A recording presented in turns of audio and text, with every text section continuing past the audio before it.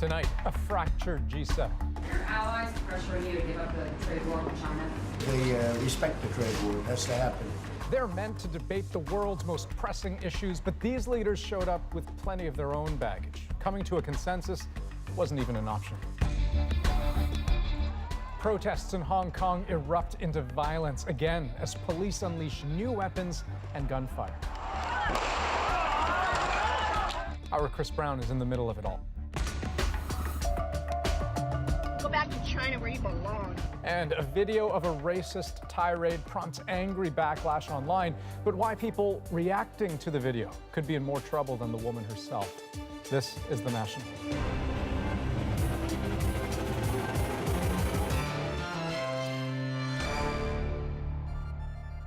Think of what's happening in southern France this weekend as part politics, part diplomatic tightrope walking act. World leaders are meeting for the G7 summit on paper to talk about global issues like gender inequality and climate change, but also there, tension, disagreement, and high stakes.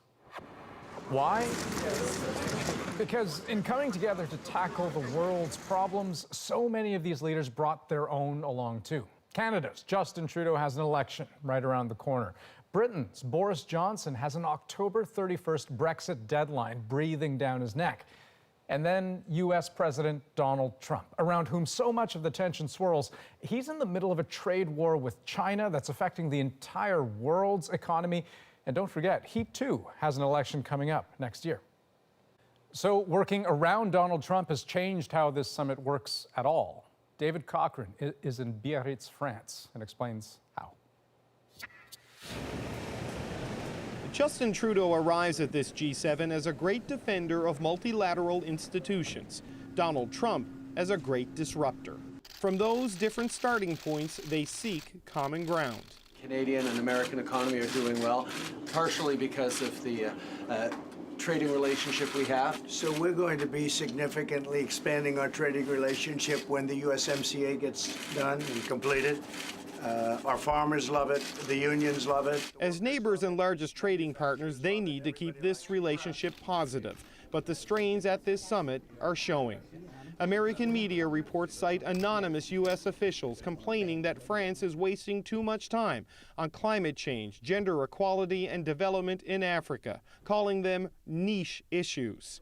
Trump wants to focus on boosting the economy, even though his escalating trade war with China has slowed growth, sent markets tumbling, and made allies nervous, though Trump doesn't quite see it that way. Mr. President, are your allies pressuring you to give up the trade war with China? No, not at all. I haven't heard them. I think they respect the trade war. Just to register as a faint sheep-like note of our view on the trade war. We're in favor of trade peace on the whole.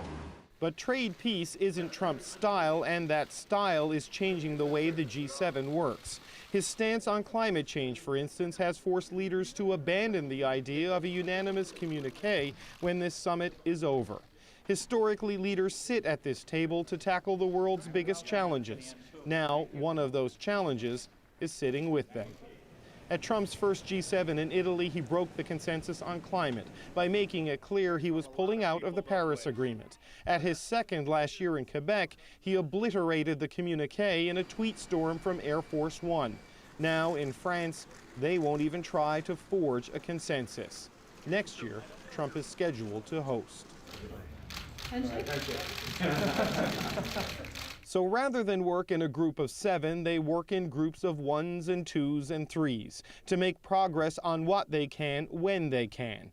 Trudeau continues to meet with like-minded leaders on climate and trade. He supports the African development agenda put forward by France. The goal is to show that multilateral organizations can be effective in difficult times. Of course, Trudeau also wants to show that he can be effective in difficult times. That's certainly a message he wants to send to the other world leaders here at this summit, but also to Canadians back home, especially with an election in October.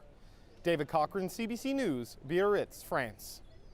And there was a major summit surprise today. Iran's foreign minister flew in for some sideline diplomacy with the French president. As Ellen Morrow tells us, the White House claims it was blindsided. Iran's Foreign Minister Javad Zarif tweeted these photos, all smiles at his unannounced meeting with Emmanuel Macron. The entire G7 is committed to the stability and peace of the region, the French president said. But there was confusion over who knew Macron invited Zarif. Even Donald Trump had little or perhaps no notice. I can't stop people from talking. If they want to talk, they can talk. The U.S. is isolated. It pulled out of the Iran nuclear deal its G7 partners desperately want to save. If nothing happens to prevent escalation, German Chancellor Angela Merkel said, then we have to fear Iran will renege even further. Iran upped its uranium enrichment, breaking the deal's limits to get back at the U.S. Weeks of tensions in the Strait of Hormuz this summer, attacks on oil tankers, a downed U.S. drone, each side blaming the other. Who's the source of instability in the region? The answer to all these questions would not be Iran. Macron seemingly wants to mediate, betting on Trump's desire to be the deal maker in chief. Perhaps looking to Trump's meetings with Kim Jong-un and hoping for the same with Iran. But Trump so far isn't biting, tweeting earlier this month, "I know Emmanuel means well, but nobody speaks for the United States but the United States itself." Iran is also refusing to back down, unveiling a new missile system just last week. Caught in the middle, the country's civilians struggling under U.S. sanctions. This family can't get the right medicine for their child who has cancer. The human cost of a conflict that seems far from over. Ellen Morrow, CBC News, Washington. Now, on those fires burning in the Amazon, we told you on Friday about French President Emmanuel Macron's call to make them a top G7 priority. Well, one of the few things they agreed on this weekend was the beginnings of a plan. At least 41,000 wildfires have sparked in the world's largest rainforest this year, leading to global outrage and calls to act. Brazil's president has faced plenty of criticism for policies that can be linked to deforestation, but he has authorized tens of thousands of soldiers to help battle those fires. Today, Macron says G7 leaders are working on providing both technical and financial help. Germany also plans to talk with Brazil about reforestation once the flames are under control. Experts believe most of the fires are being set by farmers deliberately to clear land. Okay, to Hong Kong now, and a flashpoint between a pro-democracy protest movement and a government ultimately answerable to Beijing that seems as explosive as ever. Any hope that the unrest in Hong Kong was reaching a more peaceful phase was shattered over the past 24 hours. Sunday's protests began peacefully enough, with marchers gathering in a park in the city's outskirts. But near that demonstration, a hardcore group was girding for battle. So were police. And what our reporter on the ground, Chris Brown, witnessed with his own eyes was a dramatic escalation. Hong Kong streets turned white again as tear gas that burns the skin coated protesters who refused to take down street barricades. When that didn't work, police rolled out new weapons. Water cannons mounted on armored vehicles. All of that ratcheted up the intensity of the violence here, but what we saw on a side street in Kowloon was arguably worse. Riot police confronted what they thought was a small group of protesters. But suddenly, from around a corner, more people showed up and went on the attack. In the rain-soaked streets amongst the chaos, one cop stumbled and fell, and for an instant, it seemed he might be swarmed and beaten. Then, in one of the few times since these protests started, police drew their guns. One fired a warning shot. Others waved their guns at the crowd, including in our direction, as one brave man tried to de-escalate things. And this is where that very scary scene ended, with the riot police taking shelter in this building here. A few minutes later, as you can see, dozens, perhaps scores of reinforcements came banging on their shields to relieve them, but a very scary moment. People here have given up counting the number of rounds of tear gas that have been fired and the number of nights of clashes between police and protesters. Authorities have tried shutting down metro stations so people can't get to the protests, and Chinese regulators have put pressure on Hong Kong companies to ensure their employees stay away, but none of that appears to be working. After a short lull in the violence last week, Sunday night's confrontations were arguably among the worst since Hong Kong's political crisis began. Chris Brown, CBC News, Hong Kong. Now, the fear is where this goes next, because eventually one side is going to have to back down, and the stakes are only going up. We need democracy. We need real election. We need democracy. Beijing can't be seen surrendering control to a pro-democracy movement anywhere in its territory. Hence, the show of force last week with Chinese paramilitary exercises just outside Hong Kong. But crushing the protests would also carry risks. China doesn't want the way that they handle the Hong Kong issue to be kind of an item in the trade disputes with the United States. So this is what China wants the world to see. Violence, vandalism. But of course, there are also the hundreds of thousands who continue to demonstrate peacefully. So actually it put them in a kind of a very difficult situation because the persistence of the protests and the mix of peaceful and more violent means. Sustaining some of the protesters is a sense that they are in too deep to back down. I think some of them had kind of an endgame mentality because they think that if they failed this time, then Hong Kong will be finished in terms of freedom, in terms of they may face massive arrests. Indeed, some Hong Kongers fear they're working against a deadline. In October, the People's Republic of China marks its 70th anniversary, and the thinking is Beijing will want the crisis resolved before then, one way or another. Well, with just 8 weeks to go until the federal election here in Canada, Maxime Bernier kicked off his campaign as leader of the People's Party of Canada. Now, a key plank of his platform, cutting what he calls mass immigration. Controversial, for sure. But as Sarah Levitt reports, some of his supporters aren't shy about spreading that very message right across the country. The billboards have popped up along highways across Canada. Say no to mass immigration, vote People's Party. Launching his campaign from his Quebec riding today, Maxime Bernier defended the billboards. We want fewer immigrants, a maximum of 150,000 a year. And, you know, we're not for mass immigration. The billboards were put up by a third party called True North Strong and Free Advertising Corporation. Bernier tweeted that his party has no connection to the group, but that the billboards do accurately represent his stance on immigration. For me, mass immigration, it's 350,000 a year. If you look at it, after 3 years, that would be 1 million new Canadians, and it's the equivalent of the population of Nova Scotia. Bernier points to the Quebec election. Coalition Avenir Québec leader François Legault successfully ran on a campaign promise to temporarily reduce the number of immigrants. Bernier says many other Canadians want to have a similar discussion. As for those billboards, there has been criticism. Nova Scotia's Liberal Premier Stephen McNeil tweeted, "As Premier, I welcome everyone to Nova Scotia, but I don't welcome this negative, divisive tone." Bernier says it's not negative at all. So we need to go back, we need to have fewer immigrants, but we need to be sure that these people would be able to integrate our society, to be part of our society. Tonight, the billboard company said while the ads met its standards, it's been inundated with complaints.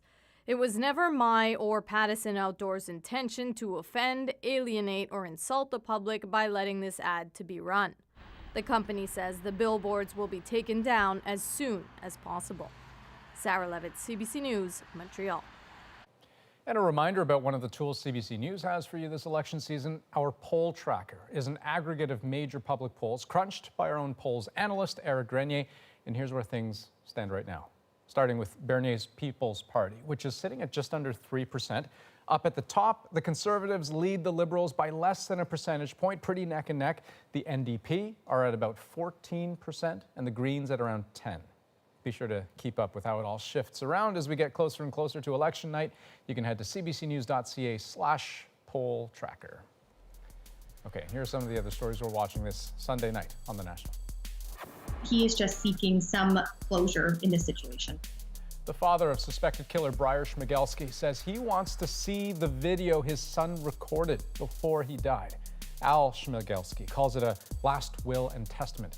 The RCMP isn't willing to hand it over, but has shared some information about the video with Schmigelski's mother, who was listed as her son's next of kin.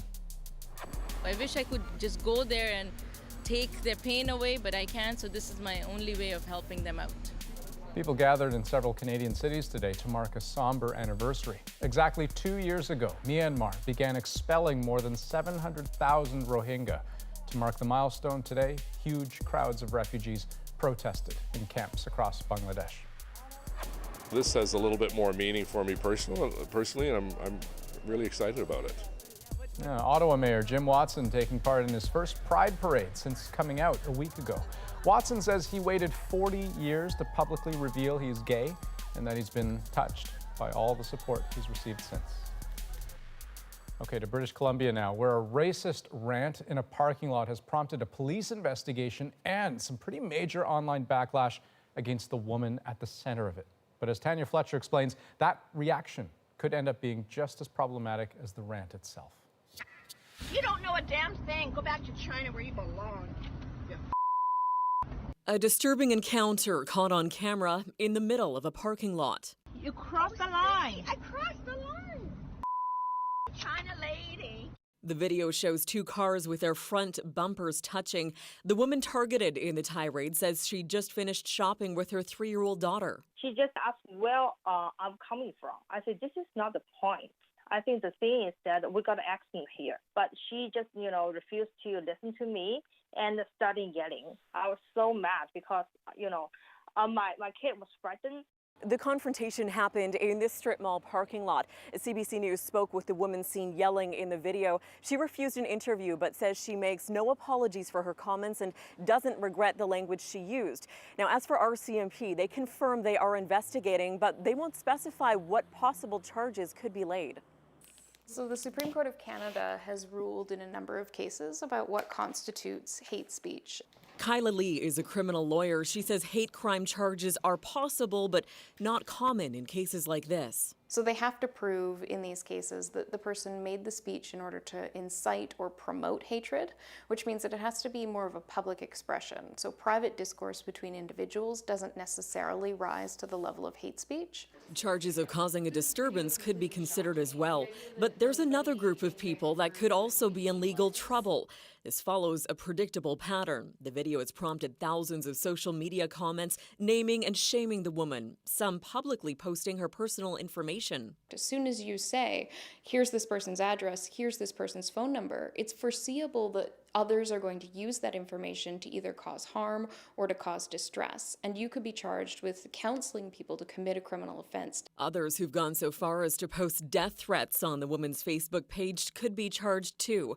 Ultimately, Lee says it's likely there would be charges related to the response far sooner than charges related to the incident itself. Tanya Fletcher, CBC News, Richmond.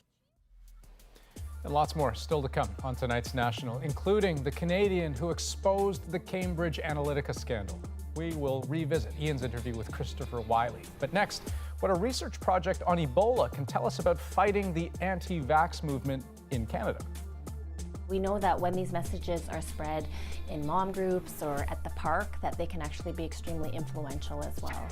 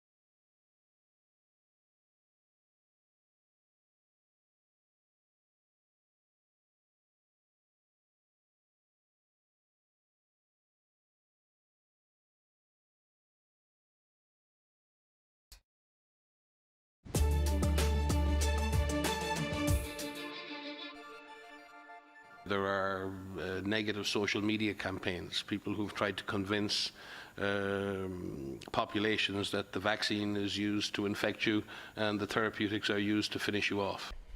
That's the World Health Organization explaining some of the challenges in containing the second deadliest outbreak of Ebola on record. There is a proven life-saving vaccine, but convincing people to take it hasn't been easy. So far, the outbreak has claimed nearly 2,000 lives. There are signs of a turnaround, though. More than 200,000 people in the Democratic Republic of Congo were immunized this month alone. And as Katie Nicholson explains, the same approach used to deal with anti-vaccine sentiment in Africa could be useful here. Those last few days of summer vacation when Mallory Olszewski doesn't have to worry about sending her son Riley to school. The school is kind of a cesspool, if you will, for these eradicated diseases when children don't vaccinate. So sending him to school is very scary for us. Riley is immunocompromised and can't get certain vaccines, which makes him vulnerable to serious illness if other parents choose not to vaccinate their kids. It's everywhere, and then, you know, some moms won't vaccinate and then other moms won't vaccinate because this mom didn't. Take the MMR shot, which prevents measles, mumps, and rubella. In order to prevent outbreaks, 95% of the population needs to get the shot. In Toronto, only 92% of school-aged children have been vaccinated. In Ottawa, only 94% of 7-year-olds have been immunized. That puts kids like Riley at risk. To get those numbers up, public health officials here are looking for guidance on how to combat medical mistrust. And the answer could come from half a world away, where Canadian researchers are helping people in Congo grapple with Ebola. There's a sense of mistrust, right? Rumors are going around, right, about that, oh, the vaccine is actually, you get injected with the virus, right? Or that it's a government conspiracy. York University professor Harris Ali is part of a team taking on Ebola in Congo by enlisting people who live there. It's open to all the community leaders, whoever they may be. It's an approach that has had great success in the Ebola outbreak in Liberia several years ago. Earn the trust of the people, sometimes by addressing simple pre-existing needs in the community, like fresh water by building wells. This trust helps them draw in leaders who are already respected. Those leaders are then educated about the disease and deputized to help track it in their own community. Because oftentimes there's some arrogance in the response that, okay, you know, we in the West know better, you know, there's no sort of attention to the local knowledge, to the local practices. A successful response to Ebola will only occur if there's community engagement, okay? Without that, it will be a failure. There's no question that that kind of an intervention could definitely have an impact here in Canada. Dr. Vanina Dubé says 20% of Canadian parents are on the fence about vaccinations. She thinks creating vaccination ambassadors in school and parent groups could inoculate parents against vaccination misinformation. So we know that when these messages are spread in mom groups or at the park, that they can actually be extremely influential as well. In Ottawa, Mallory Olszewski agrees. I think a lot of the times when doctors come out and really push for things they believe in, it's admirable and it's definitely something that they should do, but it doesn't hold as much weight as a mom who has a little girl or a little boy who has been vaccinated. An approach she's already taking, one mom at a time. Katie Nicholson, CBC News, Toronto.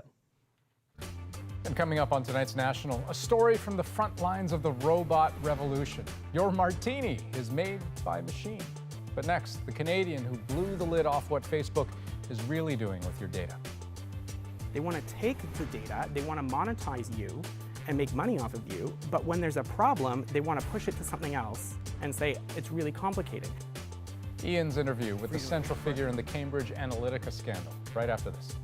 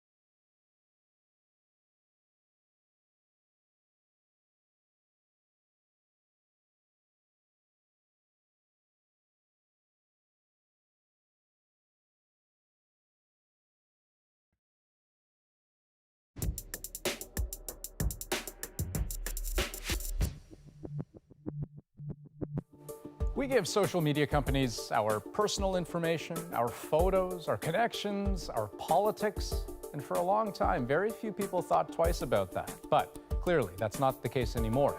We now know just how easily our own information can be used to manipulate us. Christopher Wiley is part of the reason why. Last year, he blew the whistle on Facebook's sharing of personal data with a political consulting firm called Cambridge Analytica. So now, with our own federal election just 2 months away, we revisit a conversation he had with Ian. He was relatively unknown just over a year ago, but now in some circles, Christopher Wiley is practically a household name. The data scientist who blew the lid off the Facebook Cambridge Analytica scandal, a breach that affected 87 million people. Personal information was harvested, and it was used to profile people on Facebook with political messages and disinformation.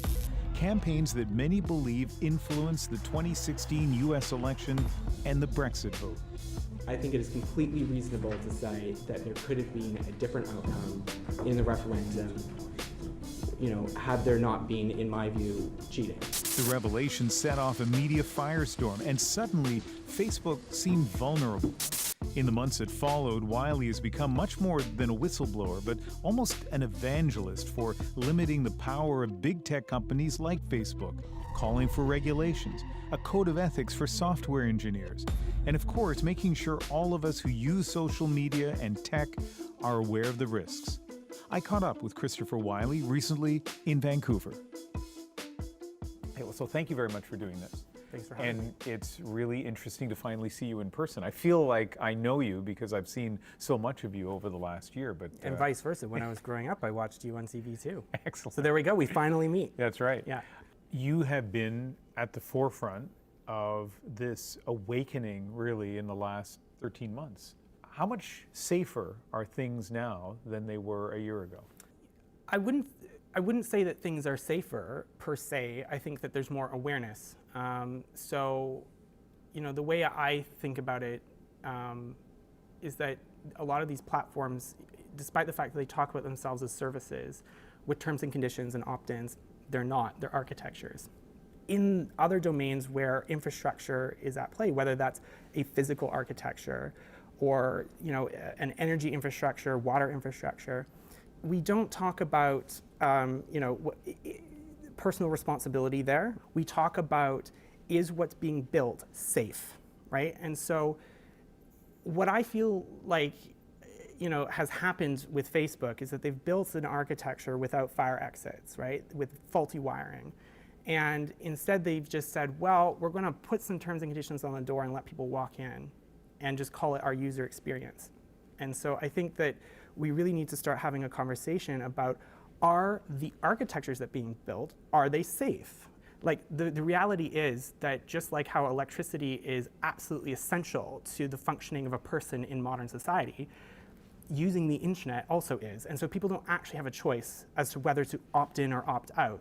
Because if you say to a person, all right, well, if you want to protect your human rights, your privacy rights, don't use the internet. I mean, it's like saying if you don't want to be electrocuted, don't use buildings. And what I'm saying is that currently these big tech platforms do not want to take responsibility. They want to take the data, they want to monetize you and make money off of you, but when there's a problem, they want to push it to something else and say it's really complicated. And for me, when I hear that, I hear a company like Boeing say, yeah, well, aerospace engineering is really complicated and sometimes their planes fall out of the sky, right? We would not tolerate that. So, for me, Facebook's defense is the best argument to say why we should be regulating them, because it is complicated. So we need to ensure that they perform due diligence on their products before they release them to the public. So if the government of Canada came to you, and maybe they have, and said, how do we do this properly? Because part of this too is the internet and social media can give voice to people in a good way. Completely. It can break down barriers and allow freedom of expression, and presumably you don't want to restrict that unnecessarily. So what is it that needs to be regulated? I think that actually one of the best places to start is actually not just imposing regulations on social media companies, but actually creating professional conduct standards for engineers and architects who work in software and data science, where people and professionals are not only obligated to constantly question themselves and the technologies that they're building about how it can go wrong or how it could be misused or what its impact is going to be on public health or public safety or democracy, but also empower people who see things happening inside of these companies before they're actually built, and empower them to say, no, actually, this is unethical, and empower them where they can't be retaliated against. Let's talk about the consumers, the users, the people out there who are embracing social media. Yeah. I sense that some people feel paranoid about social media now. Certainly many people feel anxious. Is that how people should be feeling, the users of social media? I think skeptical and questioning, are healthy things.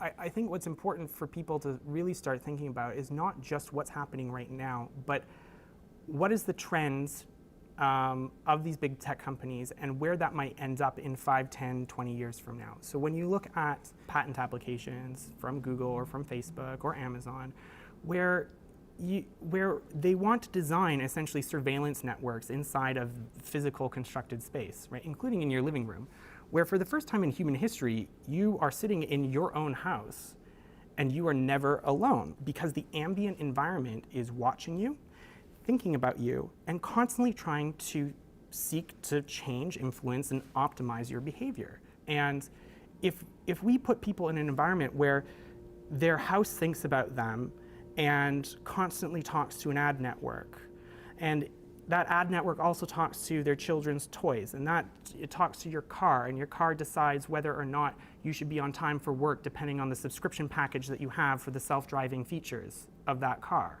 where your refrigerator starts buying things for you, right?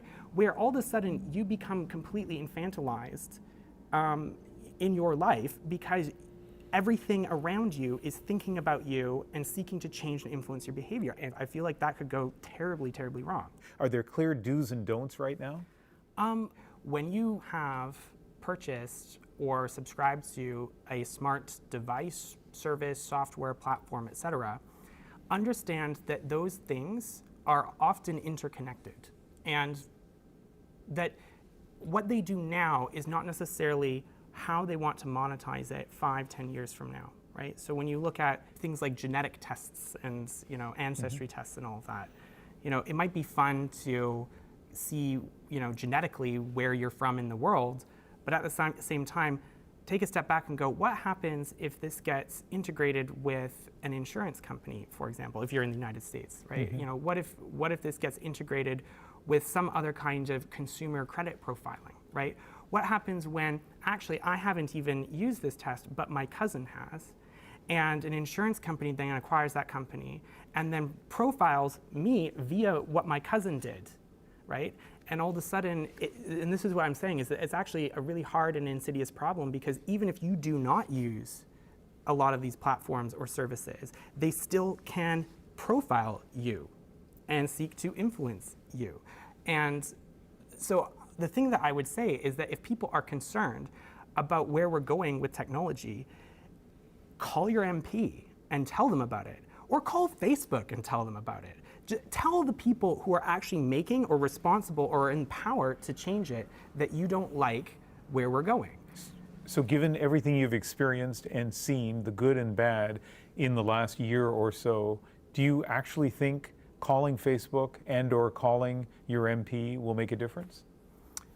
Well, if we say that, public pressure on companies and politicians doesn't work, then we've got a bigger problem, right? Then we're saying, our whole democratic process doesn't work.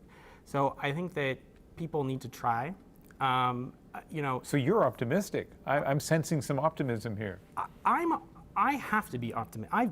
If I'm not optimistic, we're heading to a really terrible place, right? Have you seen the movie WALL-E? No. So in WALL-E, you've got a robot that gets sent to Earth, It's the Pixar movie. And Earth is destroyed because of climate change. And all these people now live in spaceships. And they live in these little customized entertainment pods. And they're these sort of blob-like humans that have become infantilized because, you know, computers just show them stuff all day. Make a place scream. No, it doesn't sound Look, I'm tired of it. And I worry that that's our future. We've completely eviscerated the environment, and we've completely infantilized humans. Okay, now you don't sound optimistic. And so what I'm saying is that, you know, as cute as a movie WALL-E is, if you think about it, is that the future that we want? And so, you know, we need to take a step back and go, if we don't want that, if you don't want your children or your grandchildren to live in that kind of environment, you've got to speak up because it's the only thing that you can do, right? I think it would be unreasonable to say that people should stop using all Facebook, Instagram, Google, whatever services, because it's going to be impossible to be a functioning person in modern society. So we've got to put public pressure on and change the actual way we talk about these platforms. Is not these amazing things, but actually with a more skeptical eye and say, actually, what are you trying to do? What are you planning on doing 5 years from now? Why are you taking out all these patents? But this is the brilliant thing about a democracy, is that if people mobilize and put pressure on politicians, they eventually will respond. This is how the civil rights movement works. This is how a lot of social change works. So, you know, it can be as simple as calling up your MP. Okay, you sound optimistic again, and you also sound fascinating. Thank you very much. It's fantastic. Thanks. Okay, just ahead, the robot revolution. They've jumped from the assembly line to the coffee line. The kind of basic functionality of making drinks is done by a robot. So that is one of the things that makes it more economical for us to like scale really quickly. Could you be unemployed by a droid? But first, in case you missed it, shock in the NFL after star Indianapolis Colts quarterback Andrew Luck suddenly announced he's retiring. Fans did not take it well. And now you're starting to hear the reaction of some of the fans. It almost, Jimmy, it sounds like some of these fans are booing. A bit about Luck. He was drafted first overall just 7 years ago. Some called him a generational quarterback, but those boos, now the cap on a career cut short. Yeah, it hurt. I'll be honest, chap. It hurt. Just another layer to his pain.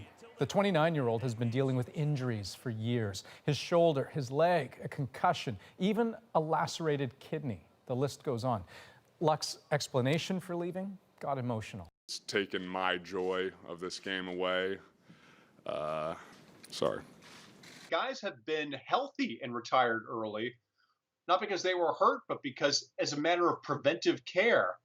Sports writer Drew McGarry says it's not the injuries to blame, it's the league, and it's raising questions about the brutality of the game. Even though the NFL has acknowledged far, far too late the damaging effects of the sport, they're not going to fundamentally alter the inherent violence of the sport. And players know that. So what could Luck's retirement mean for the future of football? It will become more acceptable for more players to walk away. They're not going to stop the talent pool from draining, and it's going to make for a crummy product. We'll see if that initial shock turns to soul searching within the NFL.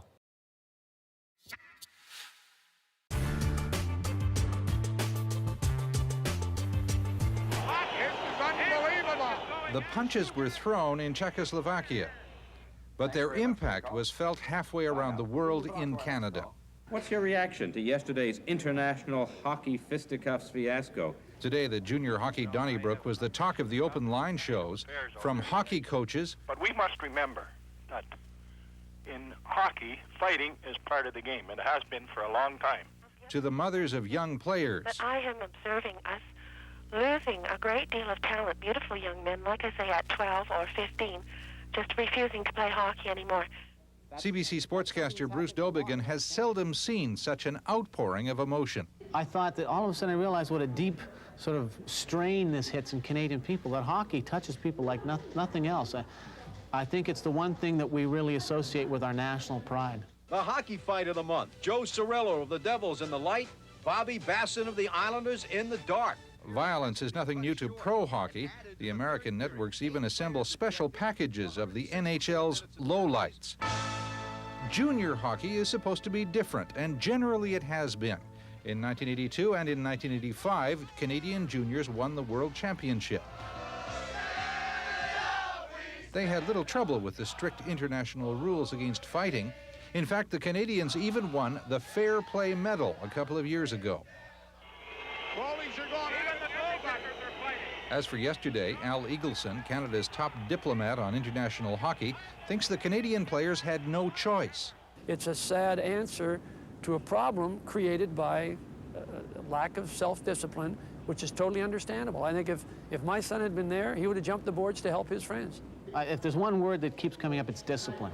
You have to teach discipline to kids, whether they're 14 or whether they're 24, playing internationally. They have to be disciplined. They have to understand that these are the rules of the games over here. You're not playing by your own rules anymore. As the lights went out in Czechoslovakia yesterday, a new debate about Canada's game was just beginning. They turned the lights off in the arena, but that isn't going to solve anything. We spoke to two of the Canadian players just after their arrival at Toronto Airport, goalie Sean Simpson and defenseman Kerry Huffman. Sean, where were you in all the kerfuffle? I was on the bench at the time. Jim Waite started the game, and I don't know, I was just watching the game and it all came, and I just came off the bench. What do you mean, I just came off the bench? I mean, what goes on in a guy's head? What do you see? What boils out, and why do you move? Because you were programmed to not move out there, right? I don't know, just we're on the bench and we see 5-on-5 guys fighting on the ice, and we see the other team leave their bench, and it's just a natural reaction that we go out and help the guys in our team and stick up for the guys in our team, and I don't know, you don't even really think twice of it, it's just something you do. How many were you each taking on, Kerry? I mean, where were you? Did you get hurt? No, I didn't really get hurt. There was one time when I had a hold of two of them, and then but then your players came on and helped you out. So that was good. There's always somebody there to help you out.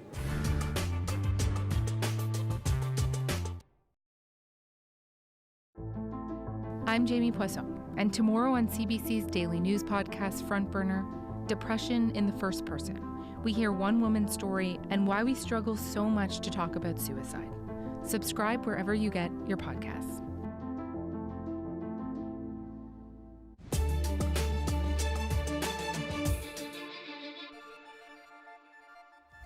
Well, they may look like they belong to the Jetsons, but the latest generation of robots can free you from the mundane. Plus, they're friendly, efficient, and getting smarter. But as Kim Brunhuber showed us a few months ago, the consequences can be hard to predict. Who loses jobs and which industries are vulnerable when employers go automated? At this Los Angeles hotel, a guest just called for room service. She wants a ginger ale. So the front desk clerk summons the bellhop, Wally. At only 3 feet tall, he's a model employee, works 24/7 with no breaks for free. Wally is, of course, a robot, programmed to interact with guests and to deliver things to rooms. Hi, Wally. Latasha McDowell says it's like having R2-D2 show up at your door. All set. And he doesn't expect a tip. What do you think? This is very cool. I love it. Yay! Wally is a service robot, loosely defined as a robot that performs useful tasks for humans in a non-industrial setting, like a home or a store. A recent study by a Washington think tank suggested automation will threaten a quarter of U.S. jobs.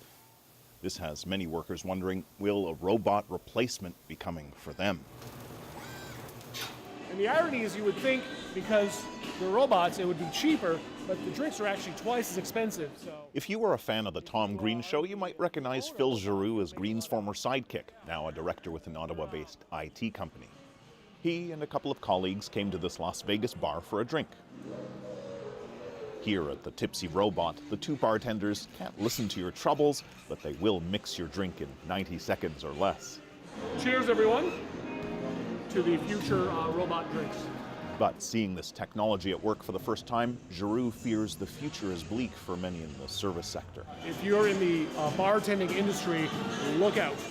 The bar's general manager says human bartenders needn't worry. This robot isn't a threat. It's not going to take jobs because they cannot still work without human. We still need human to just to make sure that everything is going okay.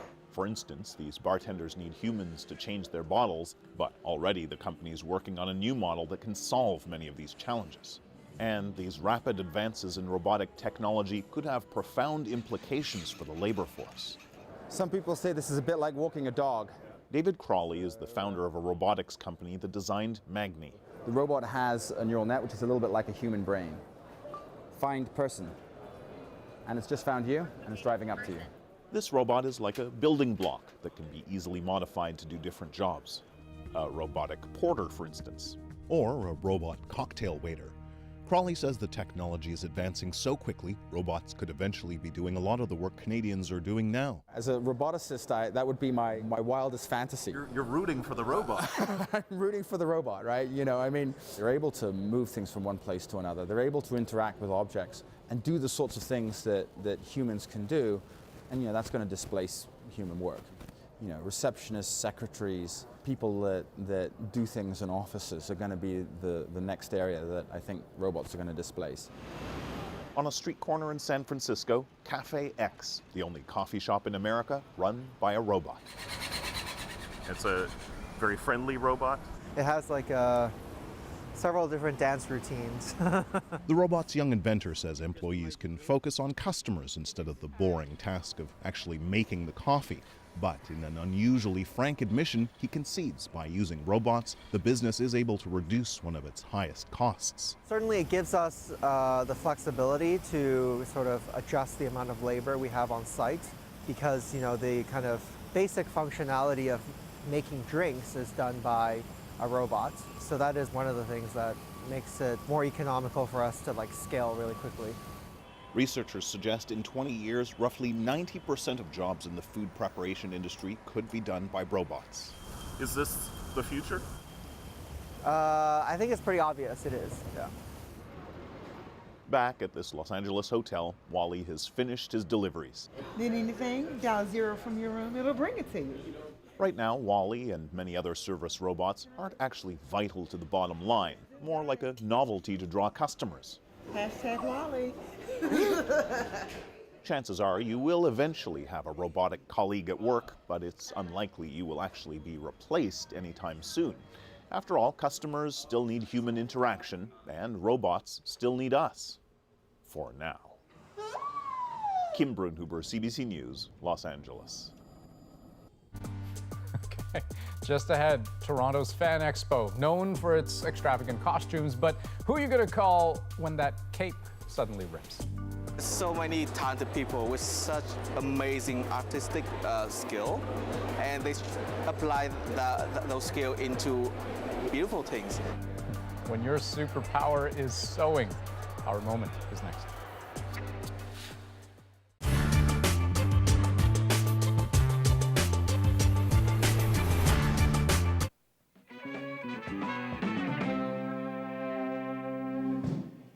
Is this a pleasure or what to introduce to you again Dr. B.B. King?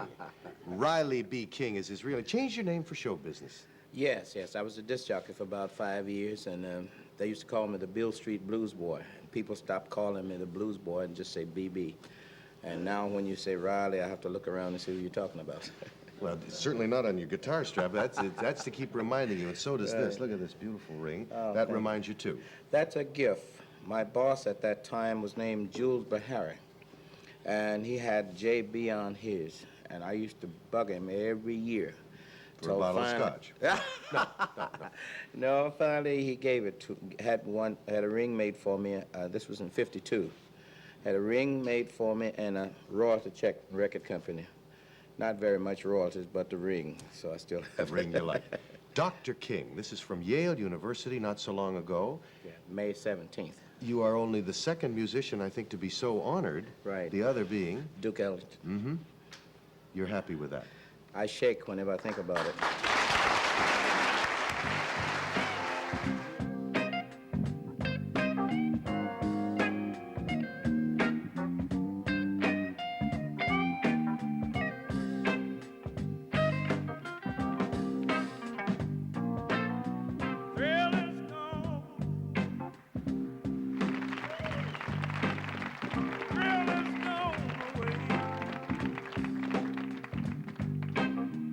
Thrill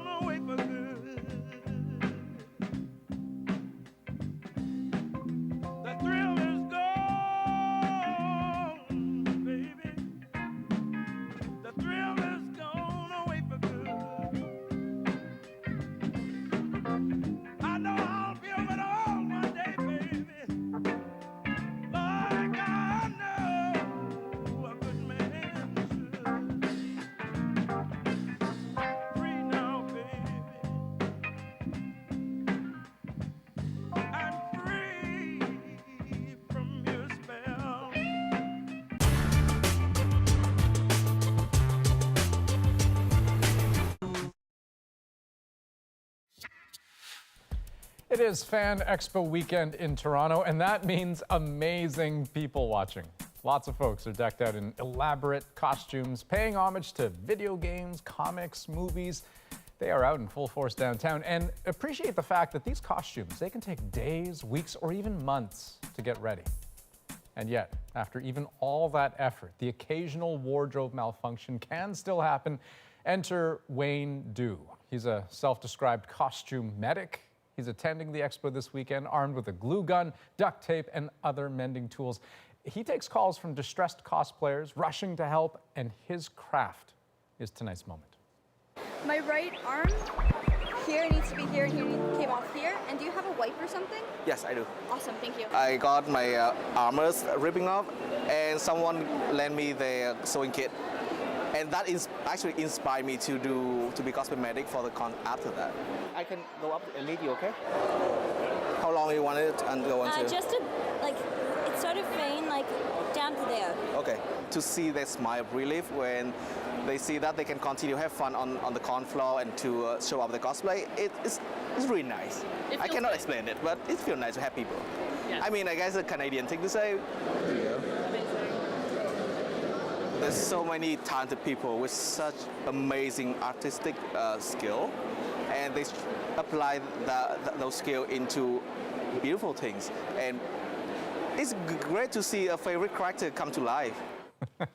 And you know what? I'm with Wayne 100%. I know there are a lot of people out there who turn their noses up at cosplayers. They think it's silly. But hey, I think it's fun. It is creative.